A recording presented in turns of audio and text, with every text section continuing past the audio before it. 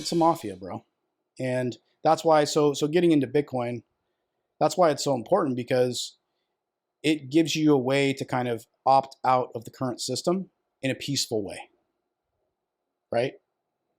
And that's what's beautiful about it, is you have this parallel monetary system, which has a ton of benefits, which if you watch any Bitcoin video, they'll probably tell you better than I can, because there's a lot of very phenomenal speakers out there in philosophy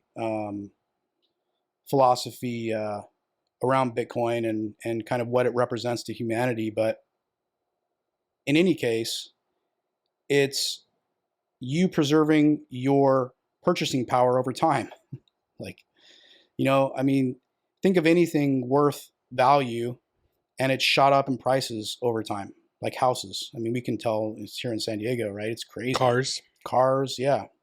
I mean, some cars go down in value, but like classic cars or, yeah, any kind of asset. And that's just because of the overall printing that's going on. And I think we're at right around 30 trillion right now, and there's no end in sight. We're currently, if you've been watching the news, we're going through this negotiation on the debt ceiling, which is all theater, all pro wrestling. If it's been anything like the last 50 years, then they're probably going to raise the debt ceiling, or they're going to find a way to inject more money into the system. And the dollar is going to continue to be devalued, and you need a way to fight against that, because you can buy stocks, right? You can purchase a house, which are all good things. Those aren't bad things. But what if you have a massive financial collapse that makes 2008 look like walk on the beach, where everything's collapsing and banks aren't safe? Maybe there's a huge cyber attack, which certain powerful individuals have been talking about, they're fearful of, and there's mass hysteria, and it's like the stock market drops 90%, right? Right. And we start going through this major depression. You want to have something outside the system that isn't controlled by the system, because what they're going to do is they're going to come up with a new law, right? Like in the 30s, they basically confiscated all the gold from everyone. In the 70s, they couldn't pay their debts based on their gold standard, so they changed the whole monetary standard to be based not on gold, but on nothing, right? And there's all these awesome graphs from 1971 and onwards showing obesity rates and all these horrible things happening after the money was debased, and how that deteriorates the culture from the ground up. Because everything that you interact with in the world needs some kind of tool to transact with, right?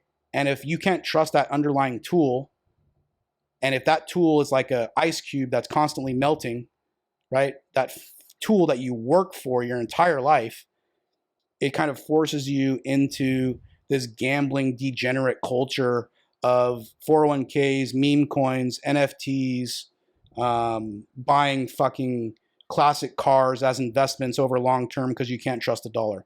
That shouldn't happen, right?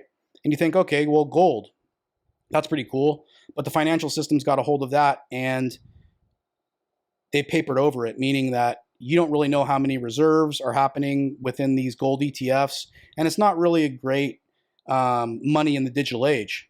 So that's why this idea of Bitcoin is so powerful, and that's why it transcends so many areas. It's basically a fun, like, strong money is a fundamental.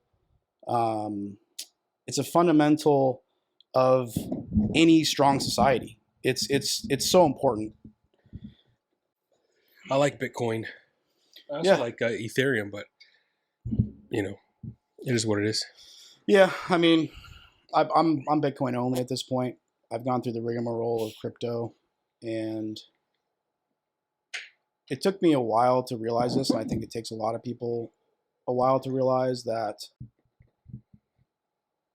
the 0 to 1 in quotes crypto and Ethereum and all of these other in quotes decentralized cryptocurrencies is, do they stand up to nation level attack?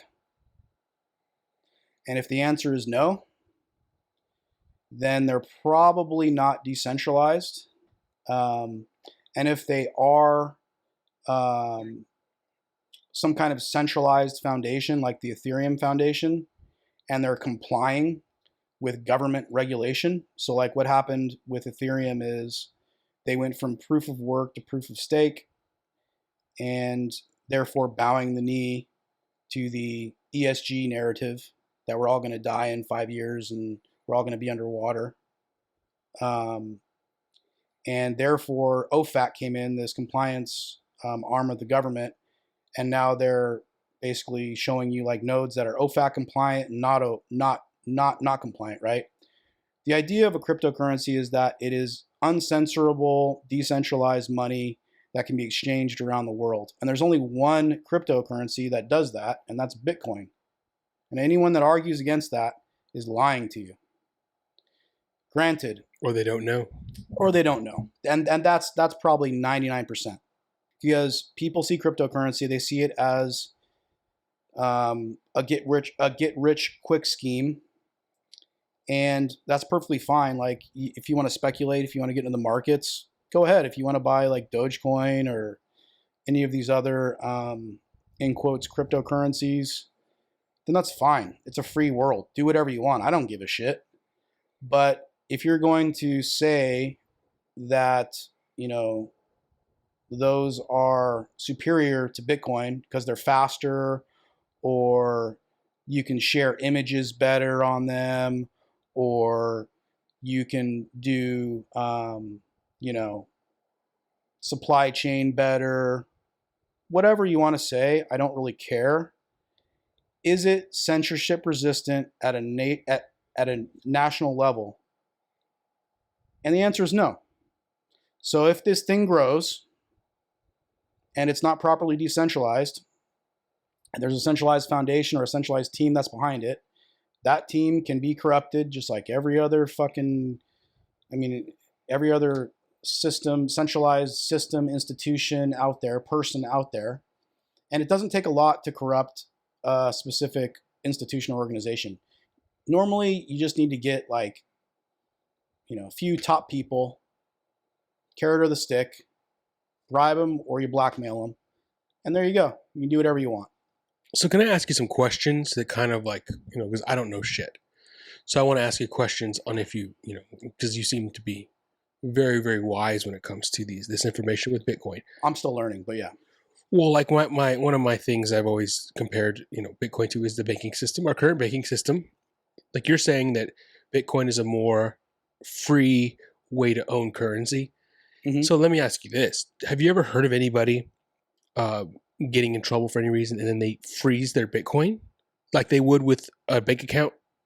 They couldn't do that. That's my main question. If you're they can't do that. Yeah. But if they were a way to do that, then that means it's not free anymore, right? Then there are stipulations to Bitcoin now all of a sudden. If they find that way they control Bitcoin. The government would have to control Bitcoin to do that. Let me explain something real quick, which is really important if you're not familiar with Bitcoin. There's something called not your keys, not your coins.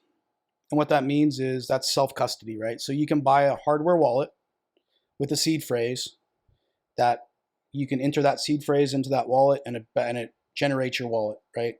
It's created. Anyways, what happened like during the FTX and this whole recent crypto collapse is not because of crypto. It's because of centralized exchanges that are corrupt, right? Got you. So what happened was if you held your Bitcoin on Coinbase, not Coinbase wasn't affected, but let's say FTX, you held your Bitcoin on FTX. What's FTX? FTX is a crypto exchange or was a crypto exchange. Okay, I think they're still operating. Okay.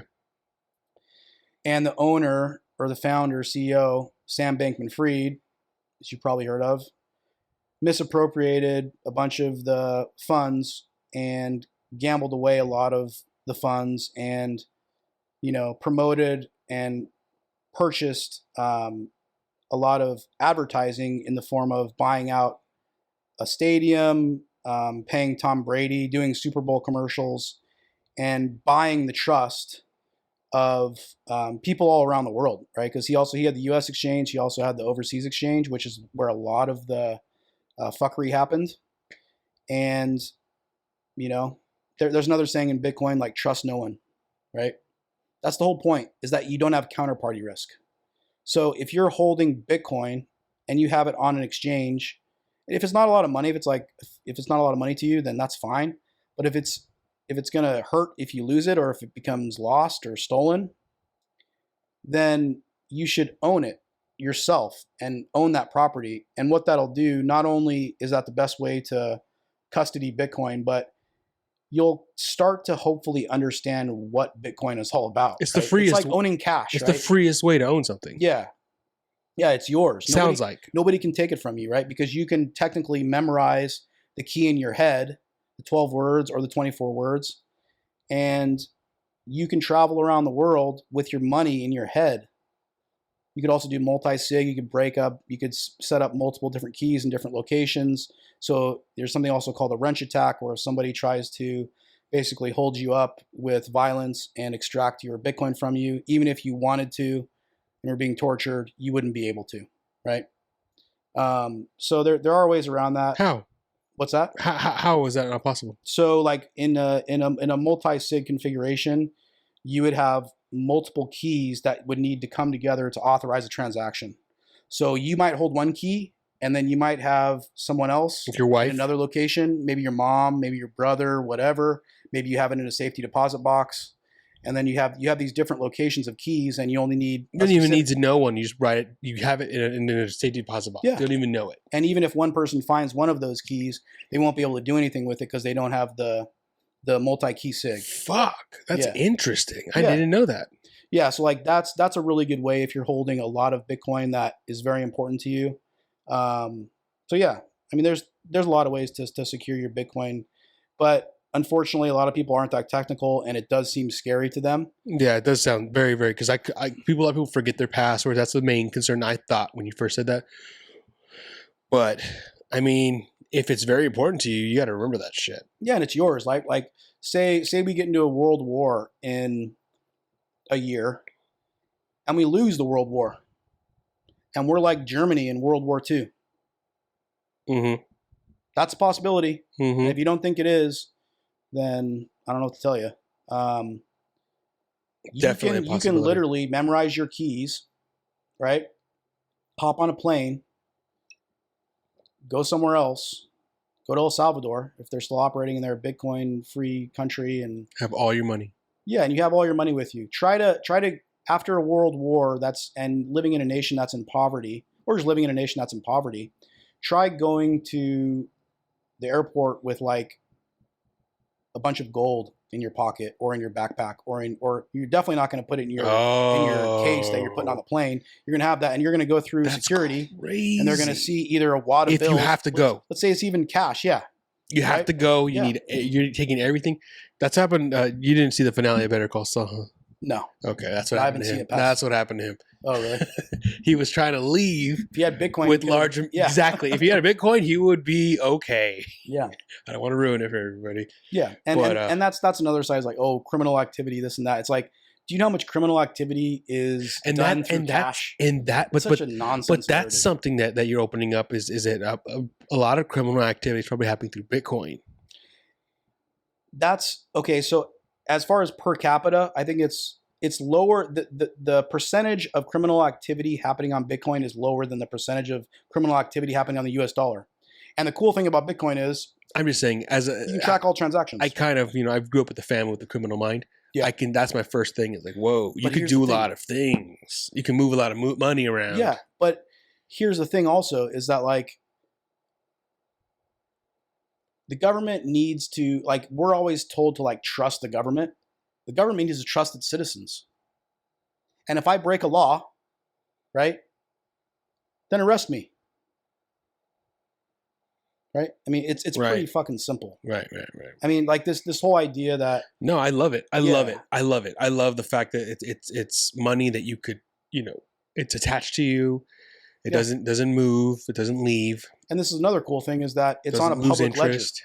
So like, say you blackmail a company for a ton of money. What is probably the most common criminal attack in Bitcoin. I'm guessing is the ransom, where you hack into a company's website, maybe their e-commerce website or something, where they generate a lot of revenue, and you say, I'm going to delete all your data and bring you down to zero if you don't give me $1 million right now and send me a Bitcoin. So they do that. So what happened recently, if you remember, with Pipeline in the U.S., where apparently Russian hackers I vaguely remember extorted. that. Yeah, but FBI was able to recover those funds, and it's because of public ledger, right?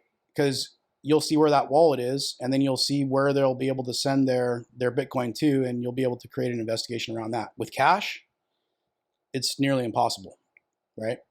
There's no way to track it. You can filter it. I've seen them track bills, but it's very, very strenuous. It seems like a very, very, there's like, it goes into, like I saw this thing where this guy stole $8 million from a bank, and they did not know how he did it. They don't know how the fuck he got in the safe, or it was like a piece in Paris or like in London. He stole like a rare something. Okay. And they couldn't figure out how he did it. And then they handed up the last case scenario was they tracked the bills. Okay. That's what it was. It was a bank, and he stole the money, and they ended up finding like pieces of it like years later, but they never found all of it. Like $8 million. And that's something too. Like you fucking, with physical money, how much of it's been burnt? How much of it's been lost, or it's sitting underneath us like 100 meters below us? You never even know. Like it's a fucking fuckload of cash that's buried there for whatever. Possibly. Yeah. Riches or whatever. Gold. Yeah. Gems. Yeah. Yeah. But no, I like that Bitcoin concept. You've really, every time you talk to me about it, it seemed to open up a whole new. And the thing to understand about it is that it's just a technology. Like, and the thing is it wouldn't be so popular if, money printing and corruption at the highest level wasn't so rampant. Like it would have never caught on if the dollar was super solid and they never printed any, and it was a great store of value and the whole world used it and it was awesome. But guess what? That's not the case. The dollar is primarily, and the IMF one of the things that not a lot of people realize as well, and why, this has been an eye-opening experience for me, is there's this guy, Alex Gladstein. He works for the Human Rights Foundation. He's a really smart dude, and he breaks down how the predatory loans work with smaller nations and nations that can be easily controlled through debt and then have their resources extracted via this predatory lending and basically payoff of politicians in the Congo and a number of different areas around the world that we all use for resources, like all this shit in your cell phone, So anyone that thinks money, I mean, it's really important what you use for money, and we've all been lied to forever throughout the history of humanity. We've all been lied to by our individual governments and mandated to use this ever dwindling fiat, which will eventually go to zero, because every single currency that has been controlled by a government in the history of man has gone to zero. Hey, it's gone to zero. The Romans. Yeah. Then the Romans, they fell. And I don't even know how they fell, but that's like the most famous story in the world is the Romans they used to fucking rule shit. They used to run shit. Yeah. And then what happened? Do you know what happened to the Romans? So they started one of the there were a lot of, there was the corruption basically, right? Like, is that basically government corruption, man. They started clipping their coins, and they had a certain amount of gold in their coins when they first created whatever coin. Let me know when I got you one too. Okay. And by the end of the Roman Empire, when they were basically conquered, their coins were made out of like iron, which is like one of the cheapest metals you could possibly because they literally like physically extracted the gold from the coins and gave the people back something less, right? Like, and that's what's happening through inflation and printing of dollars, but we don't see that physical process. It's a digital process, and it's on such a grand scale that the average guy that works at 7-Eleven or owns a small business or whatever, owns a big business, doesn't fully realize. But my question is, what do they think $2,000 is going to do? What do you talk, like $2,000 for the for the stimulus package? What do you think that's going to do, dude? I mean, okay, like to like a home that has like nothing. Like, yeah, it's gonna help you for like a month, maybe even less than that. But it's like, I mean, people were desperate at that time, and anyone's going to take $2,000. I mean, if the government's going to give me $2,000, I'm going to take it. That's facts. Yeah, right. You know, I mean, and the funny thing about that is they were giving it to everyone that was making under $75,000 a year, even if you were fully employed throughout the whole COVID. Right. Because you know why? Because they wanted compliance. They wanted to buy you off with the carrot, right? See, it's the carrot or the stick. But that carrot was poisonous, right? In the form of, oh, and by the way, prices are going to go up dramatically over the next 2 or 3 years, and you're not going to be able to afford to put food on your family for your table. But enjoy that $2,000 that you went and bought a fucking TV from Best Buy with. Right.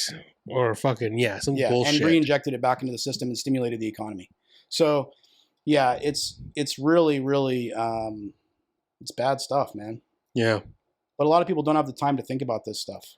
Or it's just one of those things, like I told you, it's just do what you're told, just go with the flow.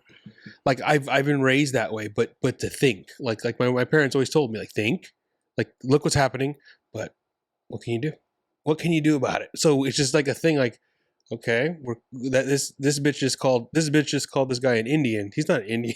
Yeah. You know what I mean? Like, I'm like an adult going, okay, they're using, I see what she's doing, and it's just, I just let it go, like, yeah, it is what it is. Yep. I get it. I understand why you're saying, calling this, the Redskins, oh, that Indian on the fucking logo. Mm. I get it. Yeah. We're taught that way. Mm-hmm. But realistically, if you did your own, digging, you would see kind of what you're talking about. Just it's all corrupt. Yeah, and like to your point, you need to educate yourself about stuff. Well, I'm lucky that I had parents who did kind of like put that in me. We're like, hey, but you do know, right? That's not normal, right? Yeah. Anyways, going into fucking Bitcoin, man. Fuck. Every time we talk about Bitcoin, I feel like I need to put some in right now. I know, and I'm hesitant to talk about. I'm super passionate about it, but there's so many people that are so much more articulate and understand it better than I do. I'm kind of like, because another thing about the Bitcoin community is it's kind of ruthless, right? Yeah. And it's good that it's ruthless, and because they challenge everything, which you should. Right. Right. You shouldn't just go with the flow, and some people do, but in general, if you do enter that community, especially on Twitter, you will find that there's a lot of infighting. There's a lot. It's not just this like, yeah, we're gonna accept you no matter what. I mean, this guy Jason Lowry wrote a book, Soft War, and I haven't read it, but it's basically on like power. I think it's on power projection. He's MIT space war guy, really smart, but sees Bitcoin as a potential defensive weapon, I think. And a lot of people disagree, and they voice their opinion. It seems like it's maybe 50-50, right? So it isn't just this blind acceptance, like, oh, you're pro Bitcoin, like, yeah, get on board. It's like, well, what do you stand for? Who are you? What's between your ears, right? Like there's one of the best macro analysts that is popular in the Bitcoin community. I believe is trans. I don't know because she hasn't said anything, and no one really gives a fuck. What does it matter? Yeah, exactly. Yeah. And that's what's wrong with society is we're being pushed to worry about these things that are like face deep. Well, why'd you bring that up? Because is that a real question in the community? Yeah, it's never been talked about. Oh, I didn't even. Yeah, okay. Like her name's Lynn Alden, and sorry, Lynn, if this goes viral, but it's possible she might be. I'm not 100% sure, but it doesn't matter because she's brilliant. And she's an author? She's a hedge fund manager. Hedge fund manager. I think, and she's written a number of like long form articles. I don't know if she's written any books, but you know, she's accepted within that community because of her intellect. Period. No one gives a fuck about what color she is, what, you know, gender she is, anything. And what is she writing about? Macroeconomics, mostly, and energy and a bunch of different stuff, and kind of what she sees happening in the future. And do your beliefs align with her?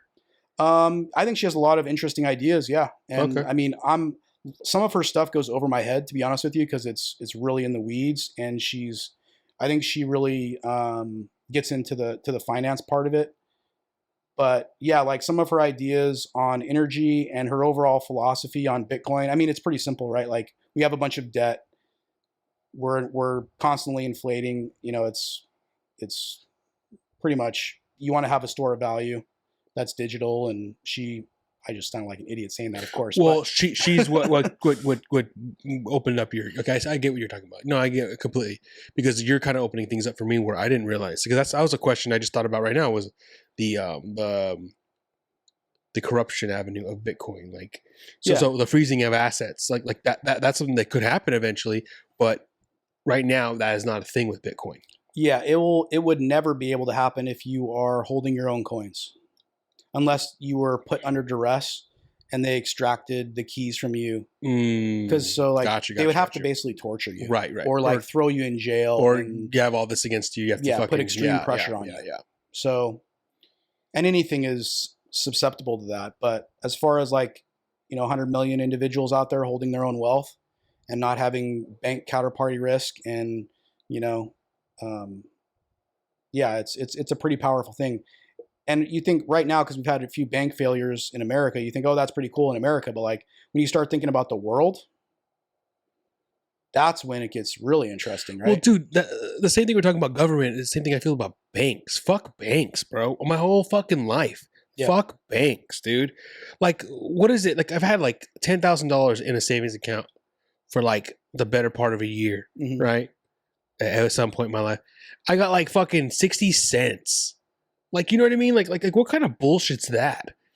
You know what I'm talking about? Or like the fucking, that's acceptable, right? For us to be like, oh, okay, you can hold my money and you give me 60 cents after fucking not even a year, or almost a year. And then to fucking say, oh, I missed a payment. Give me $50. Like, what kind of bullshit's that? Yeah. Like, the whole transact. And then the other day, like, so I just got a new bank, Cal Coast Credit Union, because Diana has them, my wife.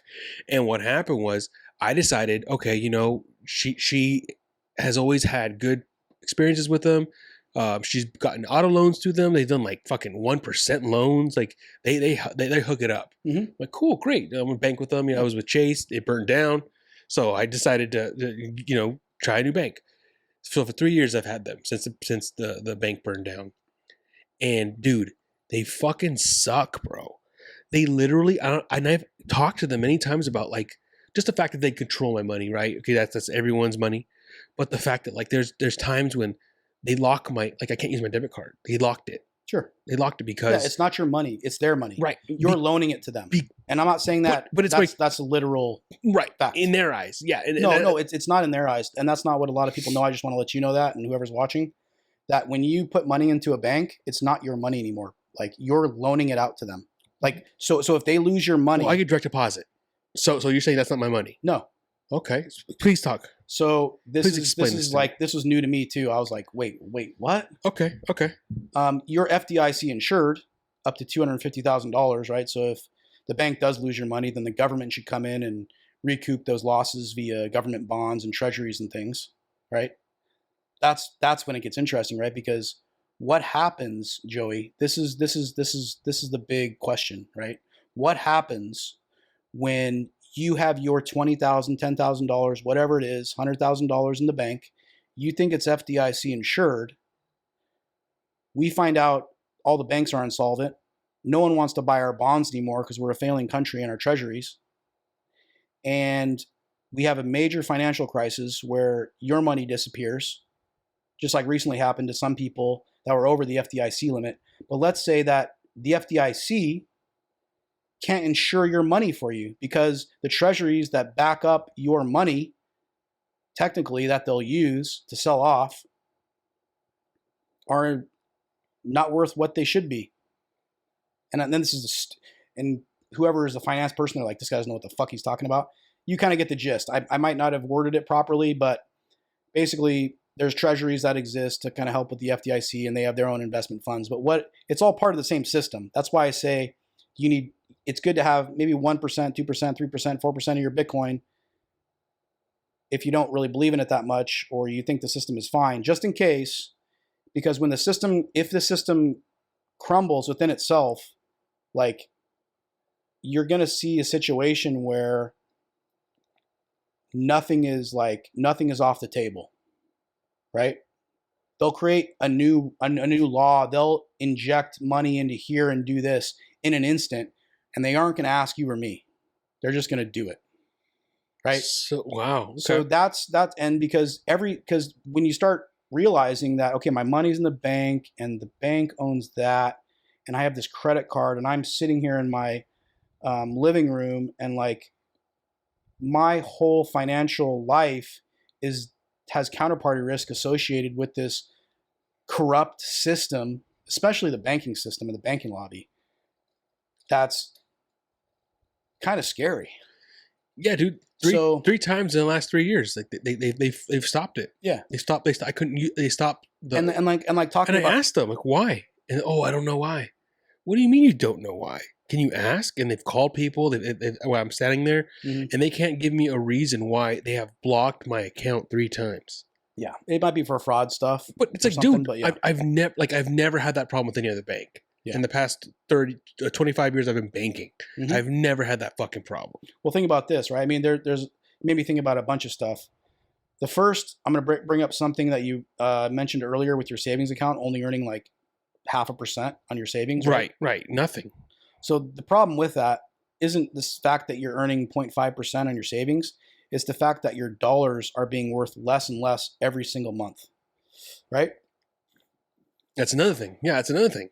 Yeah, like we talked about that. You put 10,000 in a safe, 10 years, it's not going to be worth 10,000. It'll be worth maybe half of what it was. Right. Purchasing power. And that's what we're talking about, is purchasing power. And then when you're talking about the bank controlling your money and how frustrating that is, well, the good thing about that is if you don't like that bank, you can take your money and place it into another bank. There's competition, right? Which is great.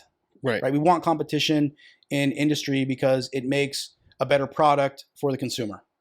But what if there's a major financial crisis, all the banks go bust except the big ones, and the Fed rolls in and says, hey, we have this digital dollar.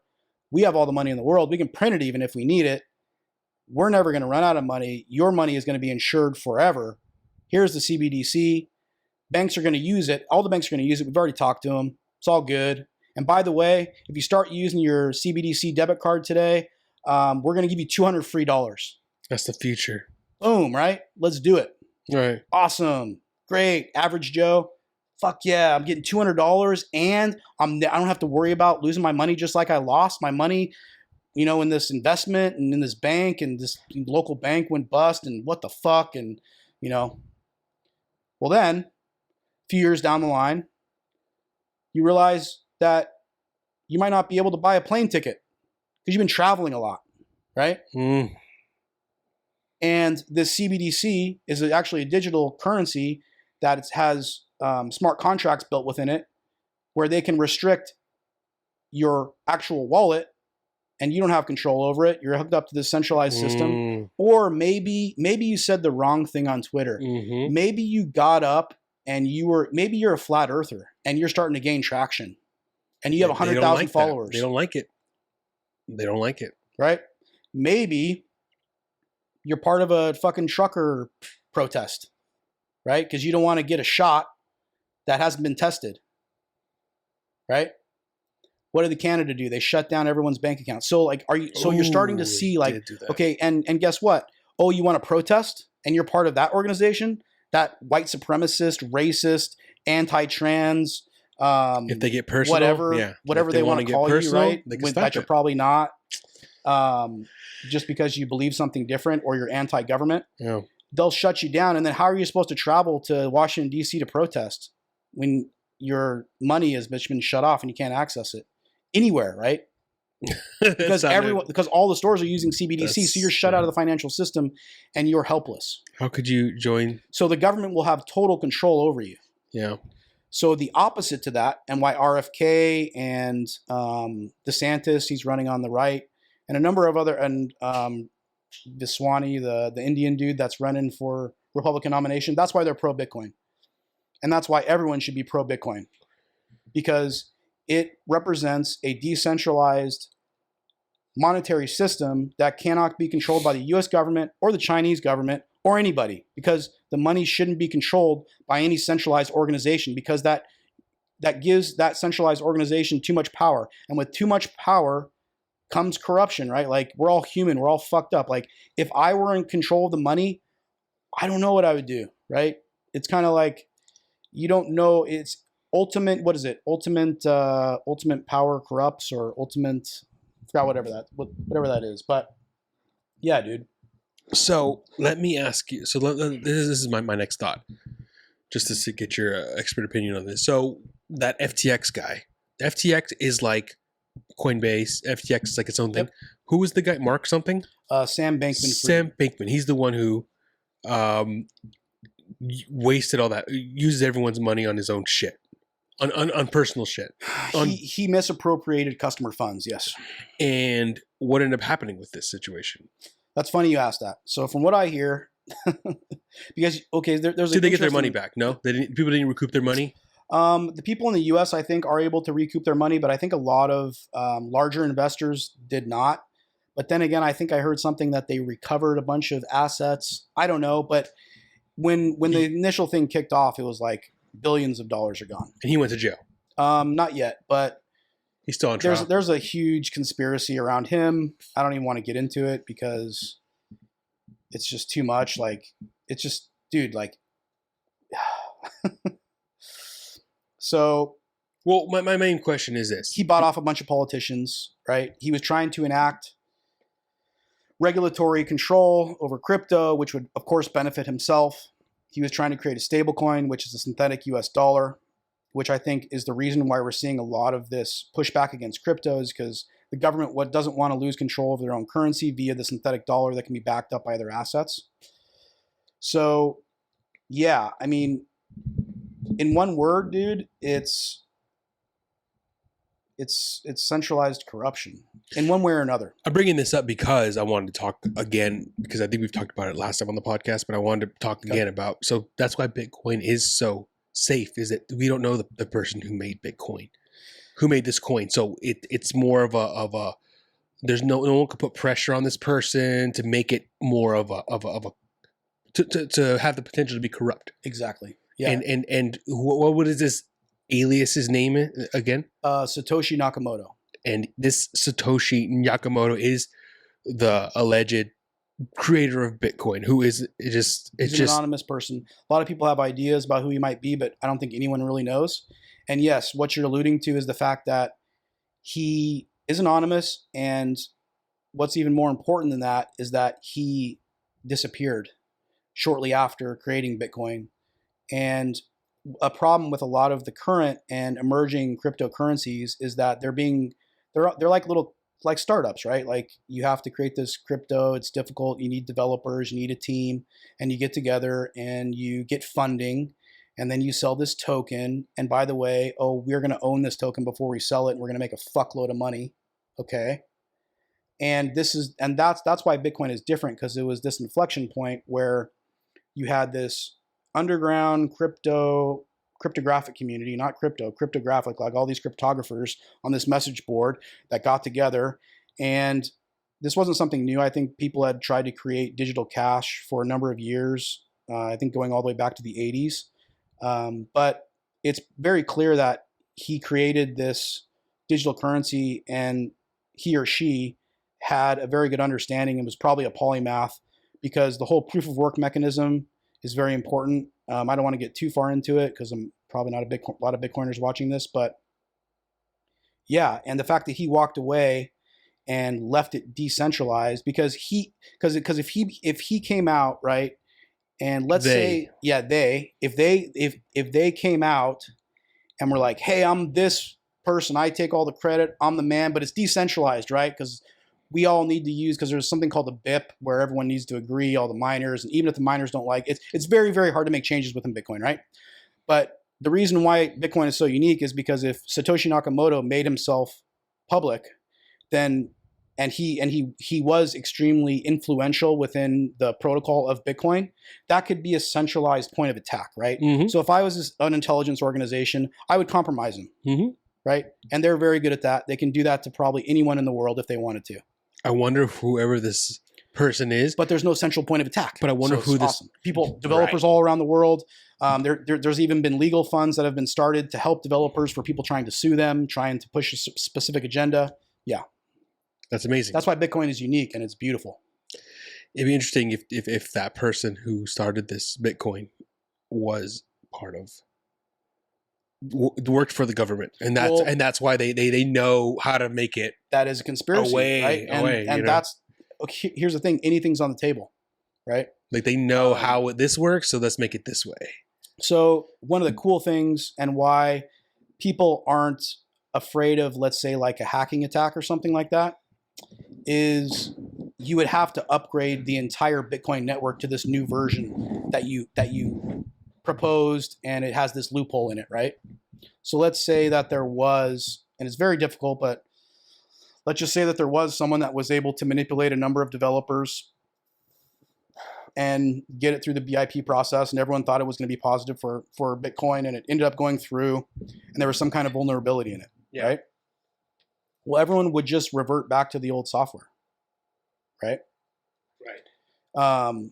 So, and it's a tenuous process when a major change comes up in Bitcoin. But I don't want to go too far into this because I'm not part of the core development team, and but from what I understand, it's extremely difficult, and also to attack it from a proof of work standpoint is also very difficult. But yeah, it's basically uncorruptible at this point in time. That's intense. I never. When you told me that, I was like, "What?" And I was reading about it after that. I couldn't believe it. Yeah, it's a revolution, right? It's like it's a revolutionary technology because you have this thing, this protocol, this technology that people can use that no one else can control. And I know that sounds like, wait, and then you think about it, you're like, wait, hold on, like there's other things that people can't control, like this, and this, but outside of like nature and physics, everything can be manipulated. Mm-hmm. Right? Like any company, any product. Oh yeah. Anything. Yeah. Any system, any institution. Trying to think of a really good example. Any currency. Yeah. Right? So when you have that source of truth, and this is why people get spiritual about Bitcoin, is because, wow, so this thing, it's this very, not simple, but I mean, compared to some technology, I suppose it's simple technology that all it does is a very simple mechanism, but no matter what, if any asshole corporation, evil country, if you want to think of a country as evil, or anyone that wants to change it and manipulate it and profit from that or hurt other people, they can't do it because it's incorruptible, right? It's this decentralized source of truth. And then from that source, because we're lacking truth, we just talked about all the corruption and the lies and everything that we've been told, especially over COVID and through the years of JFK, right? From our government specifically. Yeah, from our government and what we've accepted into society. And there's so many things wrong. Right. Oh yeah. Our history is all fucked up. Yeah. And like, that's what like a lot of Bitcoiners we're barely dealing with slavery. Like, it's like, Jesus Christ. Humans are fucked up, and it's okay because like we know it, Yeah. Like, I mean, I'm flawed. I do fucked up shit. I'm sure you do. Yeah. We all are. And it's okay. But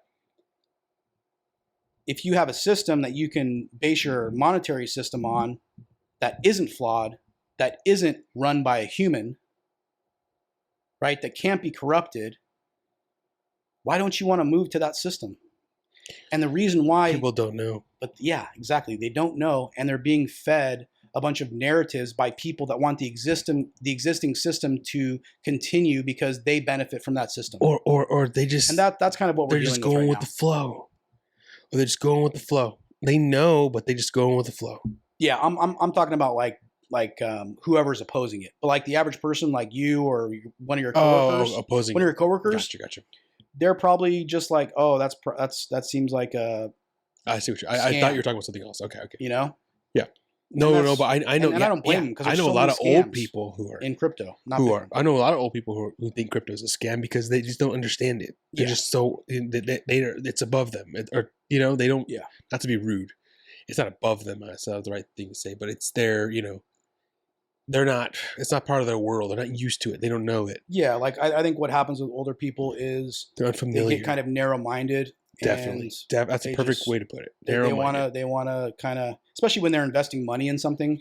Like I have a pretty wealthy uncle-in-law, and I tried to orange pill him and talk to him about Bitcoin, and he said something that's very important, even for young people and whoever wants to invest their money. And I thought about it, and it's like, it's not profound, but it's a rule which you should live by: is never invest in something that you don't understand. Right. Definitely. And if you are looking to invest into Bitcoin, what I would recommend is, even if you're excited about it and you're like, oh, this is the next big thing and I'm going to get rich, blah, blah, blah, blah, blah, blah, blah. Be honest with yourself and say, what's the percent chance that Bitcoin is worth more than it is today in 20 years? And if you think that's a slim chance because you think the government's going to come in and regulate it and shut it down and kill it forever all around the world, then maybe you invest 1%. Or maybe you think it's a scam and you think it's bullshit and you don't want to invest anything, then don't invest anything.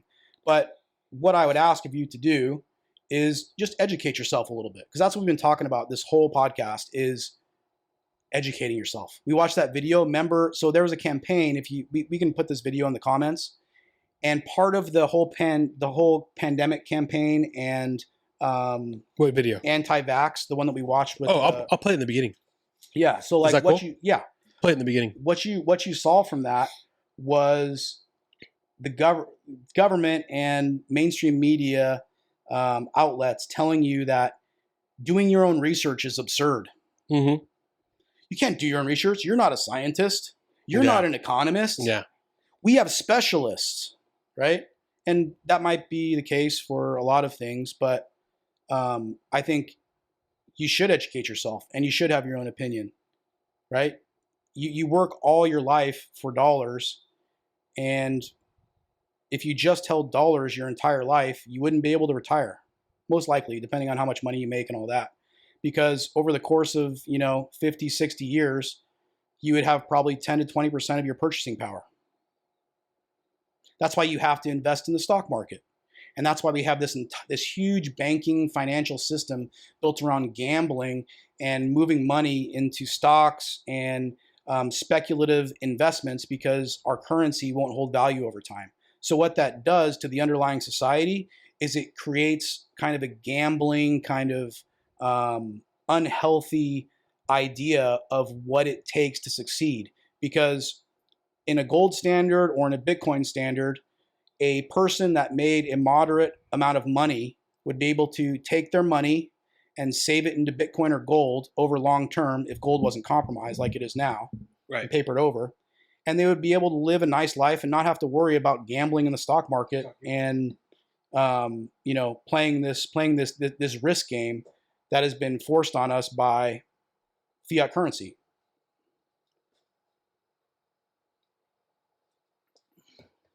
Yeah. Another one? Good? No, I'm good. Yeah.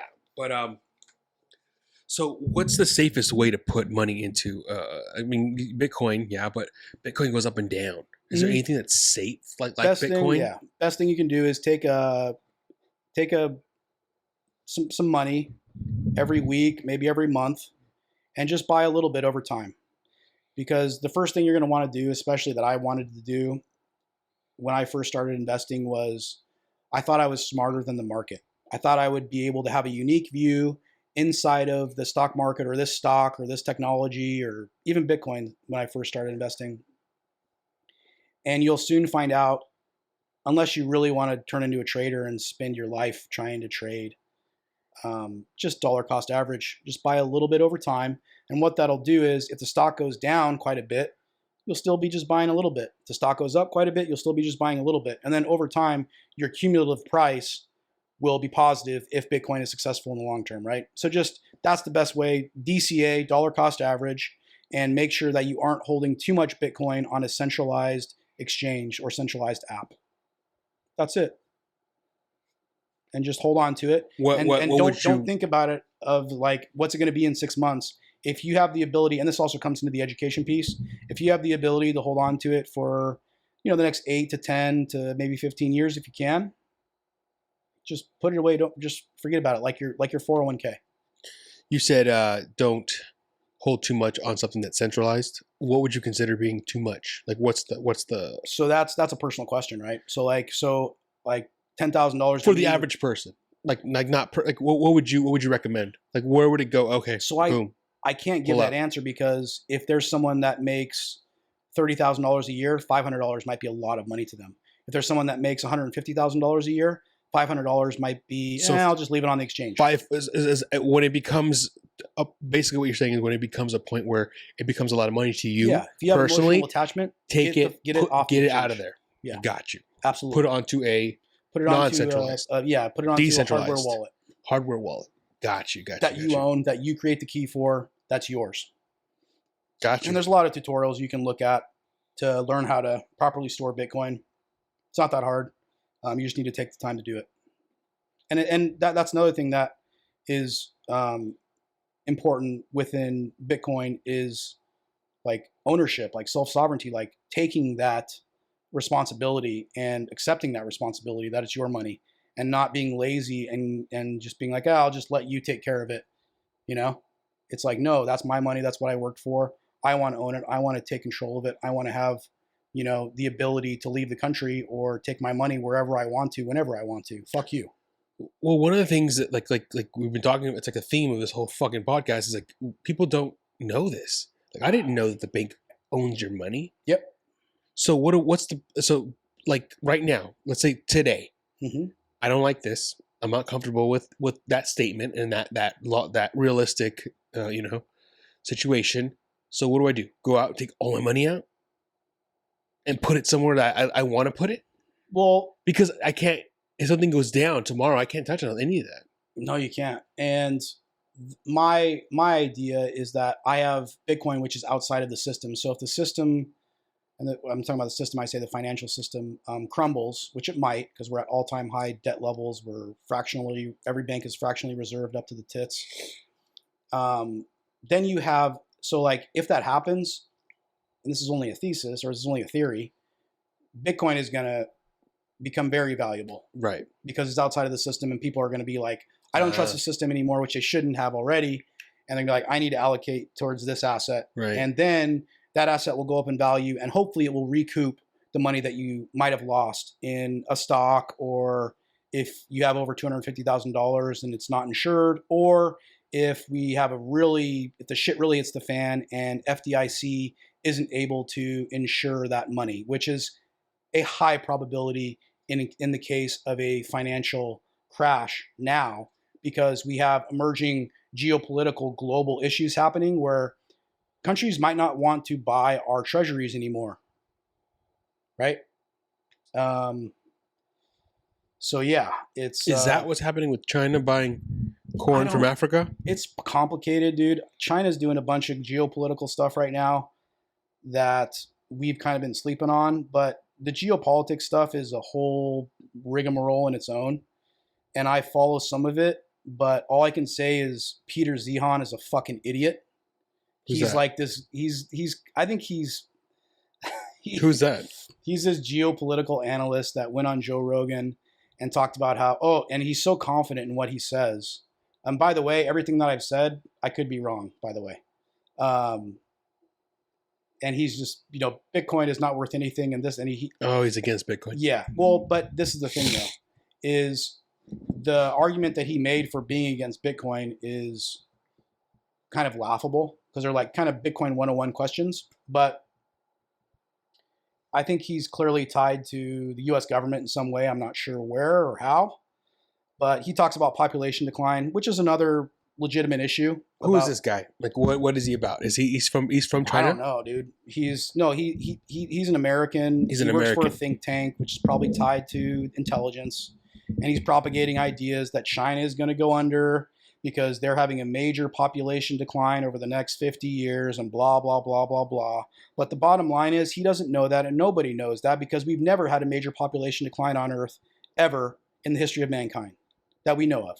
So Peter Zeon, if you're listening, you need to be a little more humble, and I think you're an asshole. Quite frankly, I hate like pompous people that in your face that they Peter know Zeon. everything. Yeah, Peter Zeon, you fuckhead. In your face, Peter Zeon. I don't even know who you are. Yeah, dude. But he's. I personally think he's a shill for intelligence, and he's okay. He's just a douchebag. But anyways, I need to watch that because I don't even know what you're talking about. But I mean, it sounds interesting because when you first presented this guy, I thought he was a fucking like a Chinese guy talking about Chinese. So he's an American who's an expert on Chinese culture. He's like a geopolitical. Oh, okay. Yeah, and he also recently made a statement that so what happened in El Salvador is they legalized Bitcoin back in 2021, I believe, 2021, yeah, and they've recently, so the leaders kind of, he's shifting things up, and you know MS-13, right, is a huge issue in El Salvador, right? Like, it's impairing their economy. That's where it started, right? Yeah, that's where it started. Yeah, all the small businesses have to pay a vig to these gangs, and so it's that big out people. there. Yeah, still. So the Bukele basically said, "Fuck this," rounded up everybody.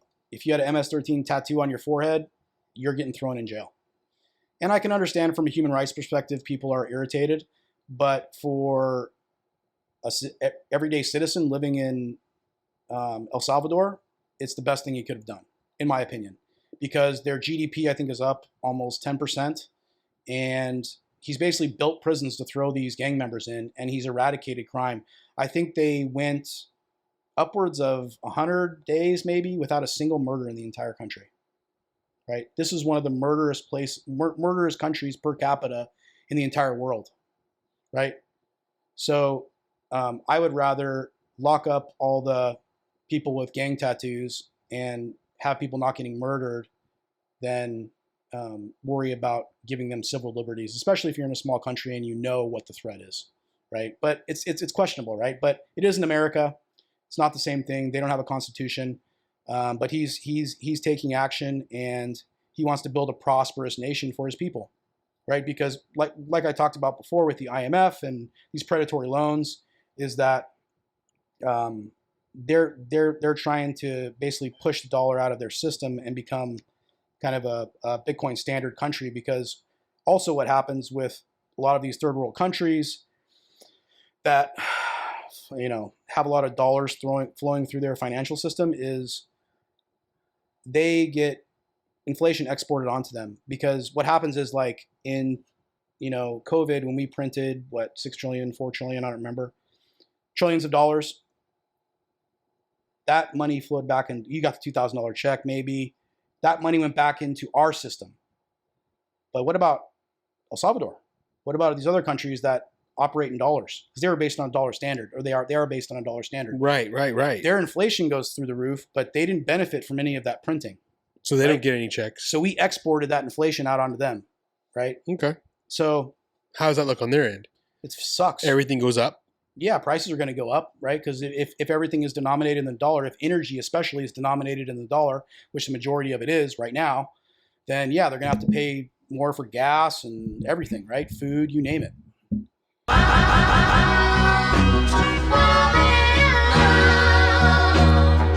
Honey. Do you know who Oliver Tree is? Yeah, actually, I found him during COVID. He's an interesting dude because he had that thing with the where he was the cowboy. He had that weird haircut. Yeah, it's hilarious. I was like, who the fuck is this guy? I saw him on Bobby Lee's podcast. Yeah, I think I saw that one a long time ago. I didn't think anything of it. I just thought it was weird. son, dude, fucking loves his music. Really? I didn't even. He just like because I didn't know. He watches Music's like alright, yeah, it's he good. watches like TikTok videos. He swipes up, and like you could pick like I don't know if you are you familiar with TikTok at all? No, I've never used You it. never use TikTok? Okay, it's like Instagram, but it's way more convenient. Just in the way of like filters or like going back to things you've saved and liked. It's Okay. so much easier to access that shit. It's like Okay. it's not like Instagram. It's like you have to go to this fucking. Yeah, settings. You know what I'm talking about? Oh, it's a bitch. And they always change it. Like I've been with Instagram since they opened, like or at least 2012, I think. Mhm. So I've been fucking with Instagram. Anyways, my son gets on TikTok and like we look at videos, but there's a way to like go and like pick like the song they're using and see all the videos they made from that song. You know what I'm talking about? Yeah. You know, like so like he does that and he just I hear that this song the TikTok trend music all the time because he's just watching these dumb videos of this like there's a Lady Gaga song that's trending right now because of that Wednesday. Mm. You ever seen you heard of the show Wednesday? Oh yeah, with Addams Family. Right. It's she's dancing to this in one of the episodes she's dancing to this Lady Gaga song. Oh yeah, I think I've heard it. So that song I've heard the creep or the that song's trending on TikTok. Okay. So that song is like it's sped up though. The trending version is like a sped up version. But it's like crazy shit like that. It's like okay, it's a sped up version of Lady Gaga song, but there's like all these TikTok videos from that song because of that Wednesday show. But there's a lot of Oliver Tree songs that they use just on fucking random TikTok videos that I've heard. I didn't know who it was until now. My son watches them on YouTube. He watches his videos on YouTube, and I'm like, okay, this is that guy on the Bobby Lee podcast. So I see him all the time. Yeah. And anyways, my point is I got the song stuck in my head. That's why. No, yeah, I've because I saw him.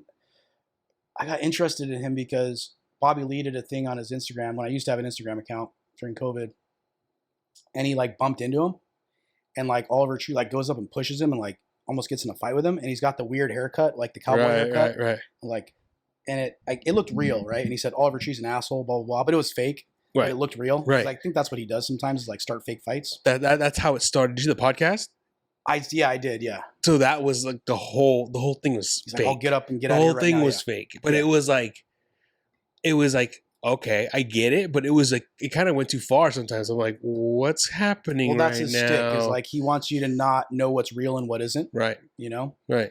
But he's an interesting dude. And like I find it interesting that he's caught so much like he's on TikTok and everything. That's because he seems kind of like a fringe artist, right, you know? Right. No, and that's the thing is I've heard of him, I've seen him, and I remember he's gonna come. A couple of friends of mine were like or a couple of coworkers of mine were like, he's coming to San Diego. They're all excited to see him, and he canceled. And they're all bummed out.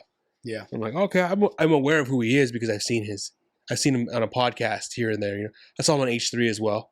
H3, yeah, I think I saw him on there as well because I googled him a few times and his music's not bad. His music, and that's cool. The thing too. I'm very shocked about. It doesn't sound like him. Like it is like from what I've heard of what I've heard his voice on the podcast. I couldn't believe that was him. I was like, oh, this is the guy. That's crazy. It was cool, and interesting. But yeah, my son loves this fucking guy, Oliver Tree. It's crazy, and it's kind of annoying. And even his name, Oliver Tree. You know, there's a song called "Miss You." Okay. I bet you've heard it before. I mean, if you haven't, you will. Many times over. I'm sure I have, yeah. Yeah. That's funny. Yeah, dude. Yeah. Anyways, can we talk about NFTs? Just more of like a guide to someone's guide to NFTs because that was a fucking thing, dude. Like there's things like people getting sued, like Kevin Hart, Justin Bieber, Jimmy Fallon. You hear about that lawsuit? Oh yeah, they're getting sued. It's all from the Bored Ape Meta Bored Ape Yacht Club. Yeah, but they were basically the celebrities weren't really buying them; they were just giving them to them and having them advertise. Right. Oh, that's. And it was caught up between this other crypto company, but yeah, like that's a prime example. Okay, yeah, so I will talk about it a little bit.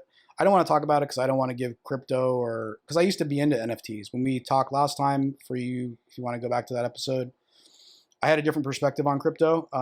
I was very much into Bitcoin, and that's the majority of what I was passionate about at the time, but I was also trying to make money in NFTs.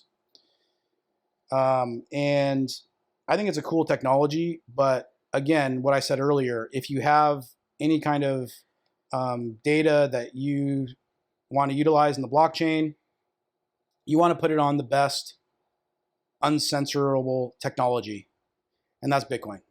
It's on Ethereum. They've recently gone proof of stake. They have an Ethereum foundation. NFTs, I think, are interesting. I think there is some opportunity to do some cool stuff in gaming. We had talked about gaming before. Mm-hmm. I think to bridge the economy from games to real life might be cool, but the idea of a metaverse and this whole idea that all of these gaming companies and are just going to build on this open standard together when they can build their own closed-in standard and rake in a ton of money and not have to adapt to an external factor. I just don't think that's going to happen. I think they could implement a currency to pay for stuff. But again, like if you look at Steam and you look at all of these different gaming manufacturers, it's kind of questionable. I heard that GTA is going to be implementing like blockchain or a GTA 6. Grand Theft Auto? Yeah. But I don't, because the thing is 99.99% of everything that you see on CoinMarketCap or every other crypto bullshit that you see out there is probably a scam. And you're probably too late by the time you see it, and you are the exit liquidity. Just FYI. If you want to gamble and you want to be a degenerate, that's fine. I do degenerate things every once in a while. I like to gamble on stuff every once in a while. And that's what I would...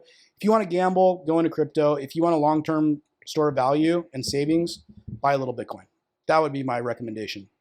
If you like NFTs, go buy NFTs. I don't give a shit. I wouldn't buy them.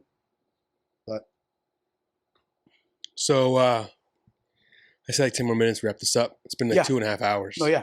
I'm getting kind of hungry. Yeah. It's up to you though. You want to keep going? We can keep going. Doesn't matter. Because I'm kind of getting hungry. No, yeah. Let's go get some food. So NFTs, Bitcoin, the blockchain. Yeah, we did talk about fucking. I get into these predicaments lately where I'm kind of starting to see where I'm at in my life, and I talk to a lot of intellectuals like you, like and people who are like college educated, and I forget that I'm not. Like, I don't fucking. I'm barely college educated, dude. I got my degree when I was in the military. But while I was in the military.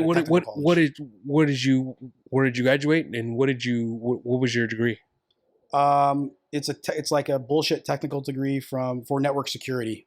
But what is your major? It was network security. So network security. Yeah. Okay. It was like a DeVry. It was called ECPI. It was on the East Coast.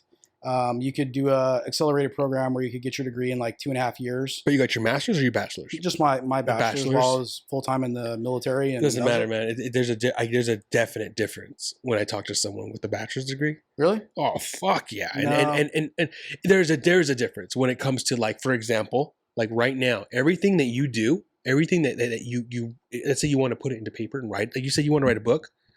You tell me that, right? You want to write like a book. I was thinking about it, yeah. Dude, you would get published because you are an intellectual. See, I'm not a very good writer. I couldn't.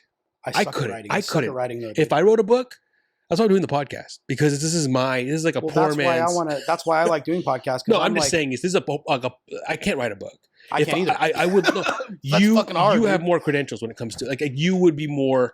Like if me and you both wrote a book and you put it out there, they would pick yours more than mine because you have a degree and you have something to talk about. You know, I think you have to be passionate about what you write about, you know? Right. That's my perspective. Maybe I'm wrong, maybe I'm right. But I've noticed that, like, a lot of my friends, they're college educated and they're fucking like. But I'm not though, dude. And the thing is, like, because I take issue with that because I work with a lot of people. I've worked with a lot of people, and I don't mean disrespect. No, I mean that what you're saying, everything you're saying, you're like giving me a compliment. I appreciate it, but I'm gonna give you a flip side. I've worked with a lot of people that have gone to prestigious universities. And let me tell you something. I understand what you're saying, like on a baseline level of, if you can get through a Ivy League school, like you're probably pretty sharp. But as far as intellectual ability, I don't think that has anything to do with what college you went to, because I think that intellectual ability, and it's really like the ability to like question things and be curious, right? And dig into those things. But my thing is, like, if you had a podcast and you were talking to somebody like me versus someone who has their doctorate, Okay. you could see a difference. They would be more professional. You see a difference. Yeah, Like it's like, what the fuck? You know what I mean? It's like, and then you'll feel your DeVry. You know what I mean? Like you'll feel it. Like it'll humble you. Though, you might it'll not, humble though, you. right? And what I'm saying is like you shouldn't judge people based on. And I'm not saying like I can't compete with you when it comes to conversations. I'm just saying is I definitely see the gap. Like I'm like, oh, I could tell you're college educated because you really you go into places that aren't the average. But I didn't really do any college. You did. You got your fucking. But dude, it was like night school. It was but like you got your bachelor's. I didn't. Like you know what I mean. But what I'm telling you is, don't think like that. Okay. Because one of the smartest people I know didn't even get his fucking GED.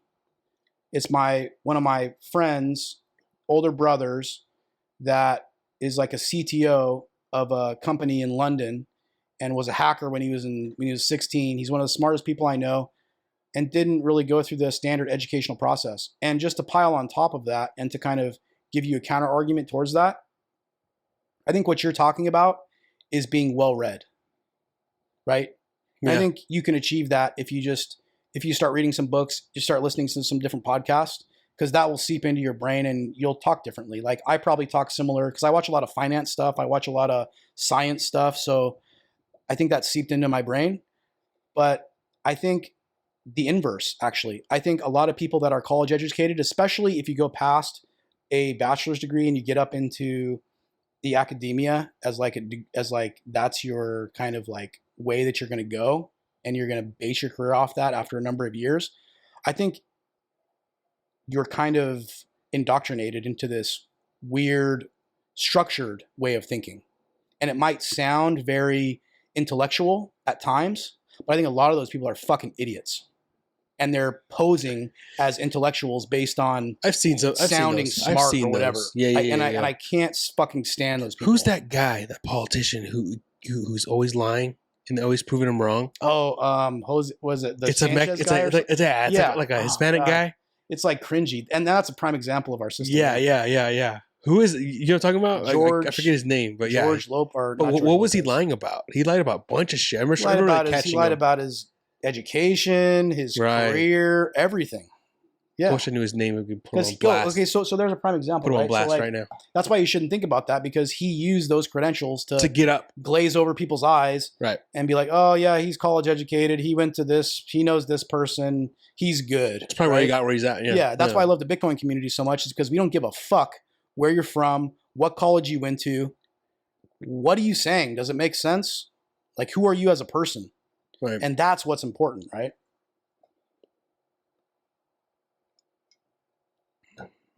I mean, that's really like all of these social structures that we've built up around education, especially today when we have so much information at our fingertips. One of the biggest Bitcoiners out there, Michael Saylor, he has a strong belief that education should be free for everyone. And why shouldn't it? And I believe in that too. Like, when you think about it, we live in the age of information. You can easily access the same information if given access to the information of a Harvard graduate. Like, you could go through the same courses and you could learn the same information and you could operate at the same level that person is with that degree, right?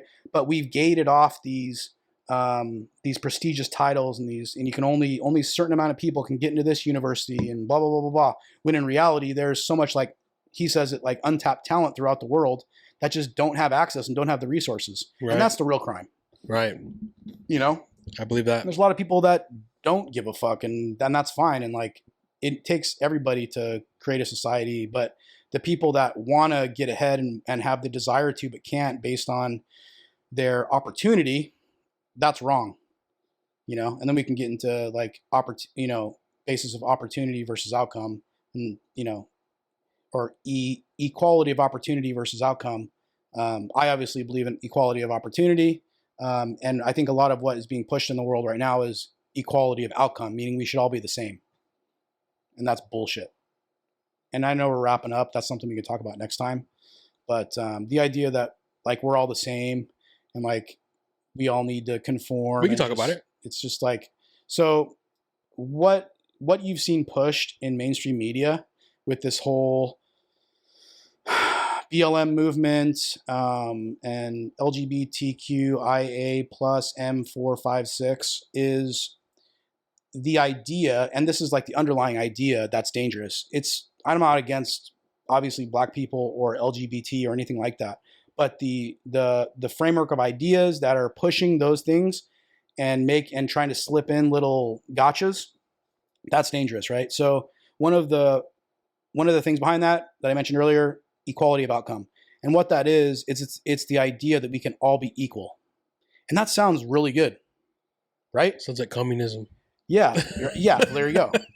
And Marxism and all the rest. Right. And unfortunately, the way when it comes to like school, like kids, it's the same thing as what I'm talking about. As when we're kids, they teach you about Thanksgiving, they teach you about everyone should be created equal, but when you get out in the real world, that's not the case. That shouldn't be the case. That's not reality. Because if everyone was treated equal, that's communism. Yeah. Basically. I mean, and that's an old word for it. What's it now? It's a new word for it. Or it's kind of like... They're calling it like Marxism now, I think. Marxism, but there's another word. It's something ism. But anyways, yeah. Go ahead. Yeah, so like... And Sorry. that's like the thing that I object against the most is we need to be adults and we need to understand that everyone's experience on life is during their life is not going to be equal, and it will never be equal no matter how much we try to like even those lines. The only thing that we can do, in my opinion, that will make the world a better place is give more opportunity for people that want to succeed. And if we aren't doing that, then like that's the problem, right? Because and we'll just to clarify, we mean like I'm assuming you mean what I mean is everyone not being treated equally, not racist wise, but like as in economic wise. So let me give you an example of equality of outcome. Okay, I'll give you a prime example. In Harvard, they made it more difficult for Asian Americans to get accepted into Harvard because there are too many of them. Yeah. Right? So we're going to chop the legs off you because of your race. Oh, you grew up in Chinatown in LA in poverty and your parents fucking owned a Korean chicken place and you guys barely made it through, but they were strict with you and they made you bust your ass during school and they worked extra hours. But you're Korean, therefore you're Asian, didn't make the score. This other person that's white or black or Latino, they're getting in over you. That's wrong. And that is the idea behind a lot of, or I don't know if it's still being pushed, but that's the idea behind a lot of this stuff. And it's wrong. And we talked about this. We talked about like people, and I'm bringing up race because I don't want people to think that we're talking about being treated equally because of race. If that's something that should be normal. Absolutely. And by, what you believe in, what your sexuality is.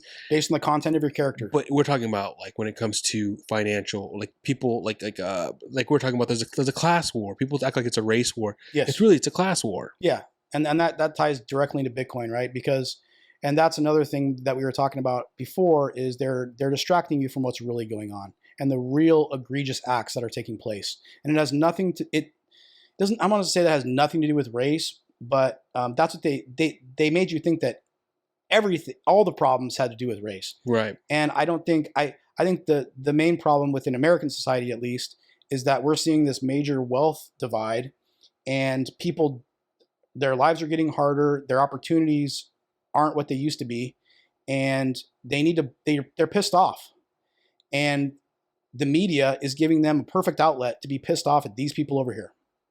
And that's perfect for the major corporations and the people that are actually want to pull the strings and profit because, oh, you aren't paying attention? Well, let's just go ahead and do this real quick. And if anybody talks back against it, let's call them racist. Right. And then the conversation will be about racism, right? I recently just watched this great little short on breaking points, and we can link it in here. I really want people to see it. It's about the obesity in the United States, and in 2023 on January 1st, when everybody, I'm regurgitating some of the video, but when everybody's getting ready to lose weight and sleep more and do everything naturally that you need to do to like lose weight and feel better as a human and like prosper and be successful in life, you have a very respected doctor from like Stanford, and she has all the credentials, right? And she goes on and she says that if you're obese, it's because of a genetic disorder. And guess what? You can take this injection once a week and you'll lose like 15 to 20% of your body weight. And he does a nice expose on the pharmaceutical industry in conjunction with the food industry and how it's not necessarily driven by evil, but it's driven by profit. It's driven by greed. It's driven, and then they're able to introduce these ideas that, because we have 50% obesity rate in the U.S. right now. Okay, in the 1950s it was almost 0%. So the guy rightly says in the video, so what has happened genetically in the last 70 years? Like that's like one lifetime, not even. And you're saying that we're all genetically Changed. modified? Yeah. It's a lie. It's a lie, and it's a huge problem. I mean, it just ties into everything we've been talking about. The cheapest food is the worst. Yeah, because it has a long shelf life. Yeah, and they can produce it and have it sit in the store. The impoverished are going to buy the cheap food. Yep. But there's and he also goes into like the fact that like if you are producing a product, then sugar. I mean, it's pretty much like a drug. And if you do induce more sugar into your product, it will probably sell better because we're so sugared up too. Like the average individual, I know I have an addiction to sugar. And I guess my takeaway from this, I'm going totally left field, but sugar is a drug just like anything else. And you really need to look at it that way. That's true. Yeah. Caffeine is a drug. People don't look at it that way. Yeah. And sugar, caffeine, those are like the ones that as a kid, it was normal for me to ingest. It was normal. Like I can't even remember the first time I drank a fucking Coke or drink a soda. My son, like I'm trying to keep him away from that stuff, just kind of like make it better for him. But no, that's something that I've realized. Caffeine, I can't even remember. I tried going off caffeine like a year ago or something like that. I tried taking like a month off. It was fucking hard. Like it really hurts. Like it hurts me. Yeah. My body to fucking take a month off of caffeine. But like that's real shit. Sugar, I'm sure it's the same thing. Yeah, and the thing is that you have these people that are trusted, right? They're in these prestigious universities and they have all the credentials, just like you're saying earlier, right? With people that are college educated, and everyone assumes that they're good people too. Right. But a lot of these experts, it's just you have to do your own research. You have to really kind of wake up and make the decision for yourself and take control over what you eat, and also more importantly what you think. Like that is so important. And if it's not in conjunction with the people around you, that's fine. They're not going to hate you. Just it's fine. It's just I think a lot of people are worried about peer pressure and all that, especially during COVID. But I don't know, man. I don't know either. Yeah, something has to change. That's evident, because if we keep going down the same route that we're going down, I feel like it's going to be real bad in like 30 years, right? And then your kids, I mean, and the next generation, it's scary. Yeah. On a positive note, we can fight back. And that's through educating yourself and, not ingesting and just educate yourself. Information is power. And don't always question authority. I think information is power, and always question authority, you'll be fine. Those are two things everybody should do, right? Definitely. Everybody should believe in. Definitely. What's your favorite song of all time?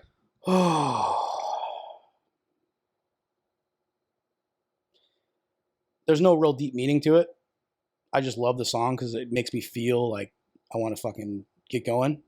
Is Hybrid Moments by the Misfits. Ooh. Yeah. Oh, that's such a good fucking song. I love that song.